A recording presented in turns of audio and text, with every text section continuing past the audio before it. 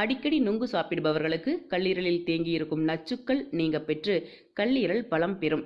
கல்லீரலில் ஏற்பட்டிருக்கும் புண்களையும் ஆற்றும். பொதுவாக கோடை காலங்களில் வெப்பம் அதிகரிப்பதாலும் ஒரு சில கிருமிகள் இக்காலத்தில் பல்கி பெருகுவதாலும் சின்னம்மை, பெரியம்மை போன்ற நோய்கள் ஒரு சிலருக்கு ஏற்படுகின்றது.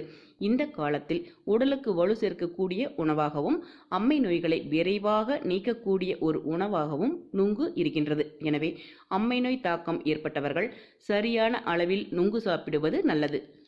கோடை காலங்களில் அதிக அனல் காற்று வீசும் போது ஒரு சிலருக்கு உடலில் நீர்ச்சத்து குறைந்து இரத்த ஓட்டத்தில் பிரச்சனைகள் ஏற்பட்டு ஹீட் ஸ்ட்ரோக் எனப்படும் மயக்க நிலை ஏற்படும். இதை தவிர்ப்பதற்கு தினமும் காலையில் கொஞ்சம் நுங்கு சாப்பிட்டுவிட்டு வெளியில் செல்வதால் வெப்பத்தின் தாக்கம் உடலை பாதிக்காமல் காக்கும்.